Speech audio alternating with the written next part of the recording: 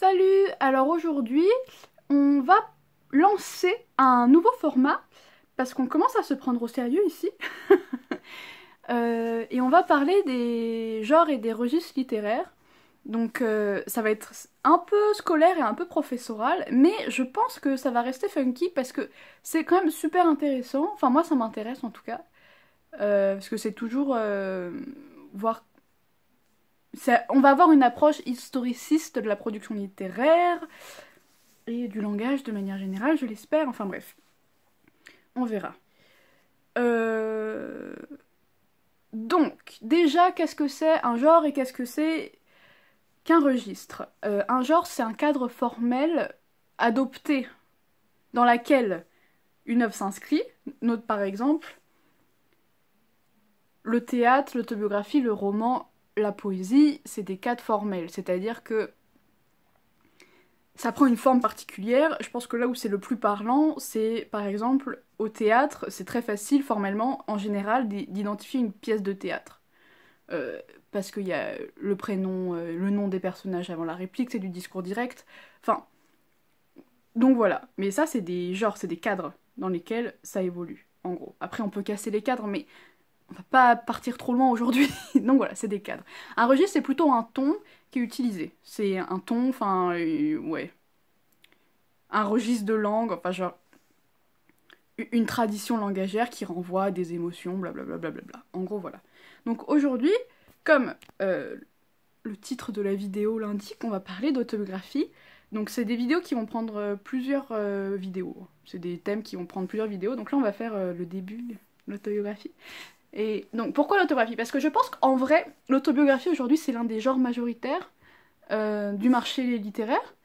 C'est-à-dire que je pense qu'avec le roman, c'est les deux genres qui prévalent aujourd'hui. C'est-à-dire qu'il y a beaucoup plus, à mon avis, d'autobiographies et d'essais et de romans qui sortent aujourd'hui, par exemple, que de poésie ou de théâtre, par exemple. Hein.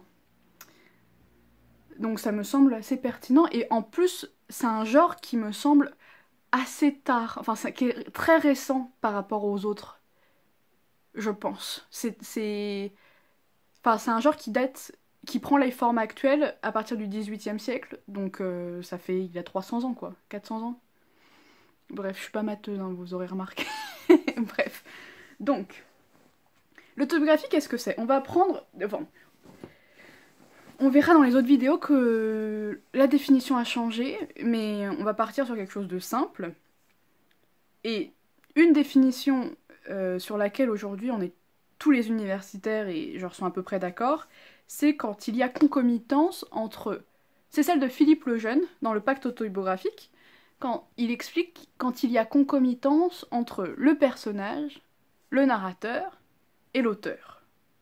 Le personnage, c'est ceux qui sont dans l'histoire, le narrateur, c'est celui qui la raconte, et l'auteur, c'est celui qui l'écrit. Je sais que ça peut faire un peu béaba, mais je préfère préciser. Bon.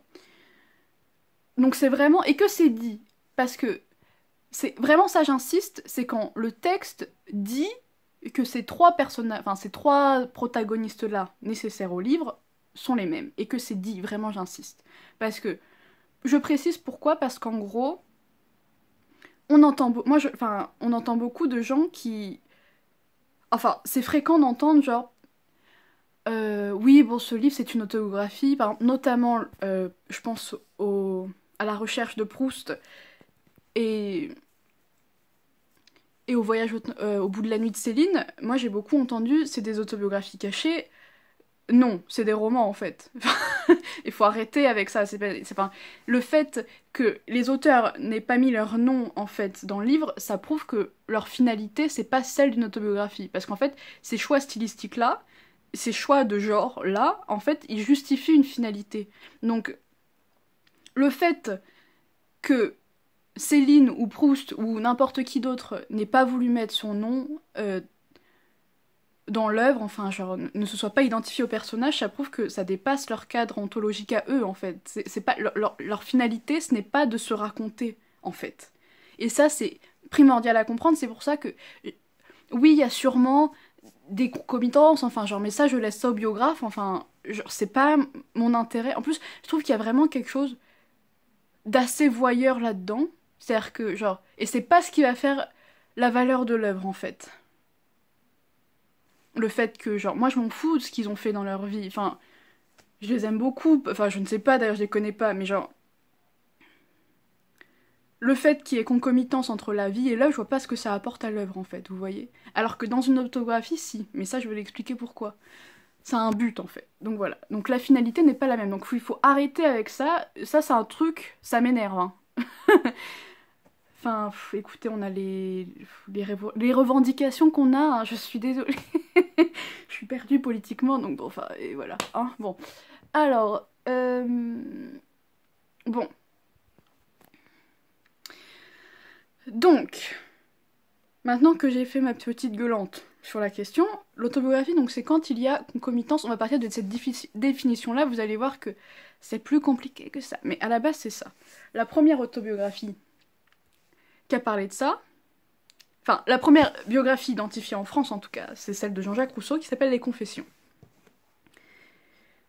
Avant ça, il y a eu des livres, évidemment, de personnes qui ont écrit sur leur vie.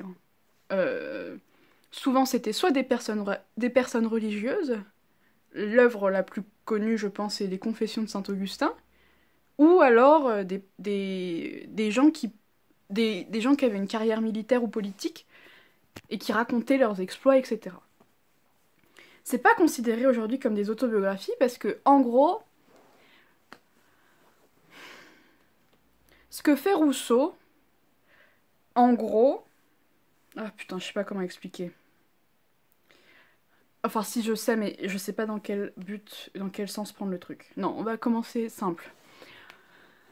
En gros, quand un homme militaire ou politique écrivait sur sa vie, c'était pour légitimer une position et un pouvoir. Et expliquer, je suis dans cette situation parce que je mérite cette place-là, et je vous explique pourquoi je mérite cette place-là en vous racontant ma vie. Donc, c'est une tentative de légitimisation. Alors que dans les confessions religieuses, c'est quelque chose de spirituel et de moral, dans le sens où c'est apprendre à se connaître pour apprendre à comprendre sa foi et voir, ou à comprendre son âme. Mais c'est pas du tout quelque chose qui est dirigé pour autrui, en fait. C'est quelque chose qui est en fait très personnel. Et encore une fois, enfin, je fais pas du tout la promotion de l'église, hein. C'est juste un état de fait, enfin, genre pendant, surtout Saint-Augustin, enfin, je veux dire, Saint-Augustin, quoi. Voilà. Donc, j'ai un de mes profs qui l'avait très bien dit. Le but des autobiographies religieuses, c'est de faire des examens de conscience. Ce qui est pas vraiment le but des autobiographies normales, enfin, genre... Bref. Mais c'est aussi en partie le cas. Évidemment, il y a des éléments de ces genres-là qui sont après repris dans l'autobiographie contemporaine, notamment l'idée de, mais on y reviendra, de d'écrire un destin, de comprendre sa vie, en essayant de tracer un destin. Encore une fois, rien de genre, c'est juste, on va en reparler, c'est compliqué, mais... Et d'essayer de se comprendre et d'expliquer ses choix, mais... Bref. Les confessions de Rousseau, en gros, lui, il a pas écrit en se disant je vais écrire une autobiographie. À la base, c'est un livre qu'il écrit parce que c'est une personnalité à l'époque qui est très décriée et qui est très critiquée parce que, genre, c'est un mec très dissident. Moi, clairement, dans la querelle Voltaire-Rousseau, je suis team Rousseau, et si vous êtes team Voltaire, on risque de pas s'entendre, hein. Je l'annonce direct. Enfin, je voudrais demander à ça, t'es plutôt Rousseau, t'es plutôt Voltaire? Bon, une deuxième gueulante, pourquoi le Panthéon les a mis en face? Enfin, je pense que Rousseau, il serait affairé de voir ça, quoi. Enfin, genre, S'il est quelque part, je crains pour son âme, hein. Mais bon, bref. Donc, Rousseau, pourquoi il écrit... Et là, j'espère que vous allez comprendre la subtilité du truc. À la base, il écrit les confessions pour se justifier de sa vie et expliquer son âme, mais à l'humanité, en fait. Mais bon, les confessions, enfin... Comme, en fait, donc le titre reprend les confessions de Saint-Augustin, enfin, je veux dire, c'est une référence directe, pour les gens de l'époque, c'est une évidence, et... Et confession, de toute façon, c'est un terme qui est très connoté. Enfin, genre, quand vous allez faire une confession à l'église, enfin, ça reprend directement ce vocabulaire-là, hein. Et Rousseau à l'époque. Et encore une fois, je fais pas du tout l'apologie de l'église, hein. C'est juste un état de fait. Genre, il écrit ça dans une perspective. En fait, c'est là où c'est assez brillant, c'est que là où Saint-Augustin, il explique. Enfin, son discours était destiné à Dieu, c'est-à-dire qu'au moment du jugement dernier où il serait jugé par Dieu, il pourrait lui montrer son livre, etc. Rousseau, il y a l'idée qu'en fait, le jugement des hommes, il le met au même niveau que le jugement de Dieu. Et il le dit d'ailleurs. Allez. Que la trompette du jugement dernier sonne, quand elle voudra, je viendrai, ce livre à la main, me présenter devant le souverain juge, je dirai hautement, voilà ce que j'ai fait, ce que j'ai pensé, ce que je fus, je dis le bien et le mal avec la même franchise, je n'ai rien tu de mauvais, rien tu de bon, il m'est arrivé d'employer quelques ornements indifférents, ça n'a jamais été que pour remplir le vide occasionné par mon défaut de mémoire. Bon, déjà beaucoup de choses là-dedans, oulala, mais c'est pas le but, bref. Donc c'est un livre qu'il écrit, il le dit là, pour au moment où il y aura le jugement dernier, mais c'est aussi, il l'a publié ça. Donc en fait c'est pour se soumettre aussi au jugement des hommes, avec, pour lui j'ai l'impression quand même la même pertinence que s'il était jugé par les dieux, quoi. Et en fait ça c'est important parce que le critère, on va finir là-dessus aujourd'hui, le critère définitionnel et qui fonde la différence avec les textes des mecs, des mecs politiques qui écrivaient avant, c'est que il le dit là, il recherche la franchise du texte. C'est-à-dire qu'il ne veut rien omettre qui pourrait le compromettre, et il ne veut rien omettre qui pourrait être immoral ou quoi. Au contraire, lui, ce qu'il recherche, c'est la sincérité à la fois des événements narratifs, donc de l'histoire qu'il raconte, et du style. C'est-à-dire que le style qu'il va adopter, le style, hein, l'écriture même, ça doit être le reflet d'une âme. Et ça, il le dit aussi. Et donc ça, c'est vraiment l'élément... Vraiment, genre, aujourd'hui, je pense que c'est le truc qui reste de l'autobiographie, c'est-à-dire que... Et c'est d'ailleurs... Enfin, on en reparlera après. Mais un problème, en fait, dans le genre, parce que... Enfin, c'est un truc qu'on a beaucoup décrié, ce rapport à la sincérité, parce que du coup, c'est ne rien cacher. Mais ne rien cacher jusqu'à l'obscène, en fait. Et du coup, voilà. Bref... Donc la sincérité, et c'est pour ça qu'on peut pas dire qu'avant, les mecs qui écrivaient sur leurs exploits militaires, c'était des autobiographies vraiment, parce qu'ils ne recherchent pas cette sincérité-là. Aussi, non, on va finir plutôt là-dessus, j'ai oublié un truc assez important, historiquement, pourquoi le genre est apparu, dans quel cadre? C'est sans doute très complexe, mais en gros, il y a... Blablabla, bla bla, je cherche les références. Tout. Donc il y a deux éléments qui justifient l'apparition de l'autobiographie.